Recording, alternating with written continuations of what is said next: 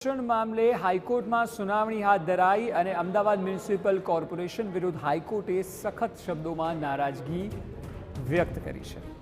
હાઈકોર્ટનું કહેવું છે કે એએમસીએ જે બ્લુપ્રિન્ટ રજૂ કરી તેની આકરી ટિપ્પણી કરાઈ છે। કમિશનરે જે કામ કરવાનું છે એ કામ અમે કરી રહ્યા છીએ। જીપીસીબીનો રિપોર્ટ જુઓ, 2 એસટીબી ખરાબ સ્થિતિમાં છે। વાસણા અને પિરાણા એસટીબી ખરાબ હાલતમાં હોવાનો જીપીસીબીએ રિપોર્ટ આપ્યો છે। હાઈકોર્ટે એએમસીને વેધક સવાલ કર્યા છે।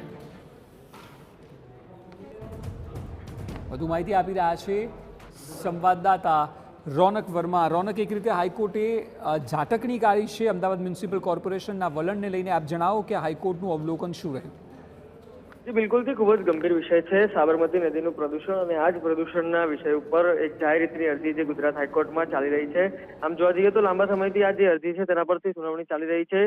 ગુજરાત પોલ્યુશન કંટ્રોલ બોર્ડ હોય કે પછી એએમસી કામગીરીના મોટા દાવાઓ કરતા રહ્યા છે અને અનેક વખત જે એફિડેવિટો છે તે ફાઇલ થતી હોય છે, પરંતુ જે પ્રકારે લોંગ ટર્મ, શોર્ટ ટર્મ અને જે અન્ય વૈકલ્પિક મુદ્દાઓ અંગે આજે હાઈકોર્ટમાં વધુ એક વખત સોગંદનામું રજૂ કરવામાં આવ્યું ત્યારે હાઈકોર્ટે યાદ અપાવ્યું કે અગાઉ અમે તમને જે સમય આપ્યો હતો તે ચોક્કસ કામગીરી માટે આપ્યો હતો, પરંતુ જે રીતે તમારું વલણ દેખાઈ રહ્યું છે એ રીતે લાગી રહ્યું છે કે જ્યારે હાઈકોર્ટમાં નેક્સ્ટ સુનાવણી હોય તેના કેટલાક કલાકો પહેલા આપ તૈયારી કરો છો અને જે એફિડેવિટ છે તે લઈને આવો છો। જે યોગ્ય કામગીરી છે તેનો અભાવ અહીંયા પણ જોવા મળી રહ્યો છે।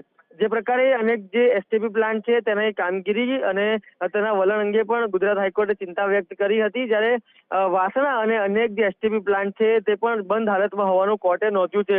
આનું પરિણામ એ છે કે જે અમદાવાદનું સિવેજ પાણી જે હોય છે તે ટ્રીટમેન્ટ કર્યા વગર જ નદીમાં ઠાલવી દેવાના આવે છે।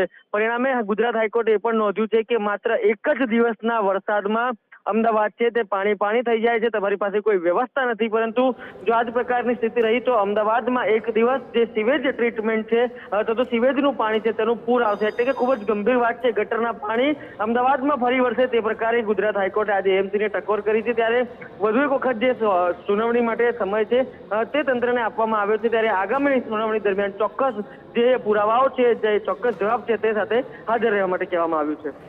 જી બિલકુલ રોનક, આભાર સમગ્ર માહિતી બદલ। તો હાઈકોર્ટે બરાબર ઝાટકણી કાઢી છે અને કહ્યું છે કે ગટરના પાણી એ શહેરમાં ફરી વળશે જો આ પ્રકારની લાપરવાહી રાખશો તો।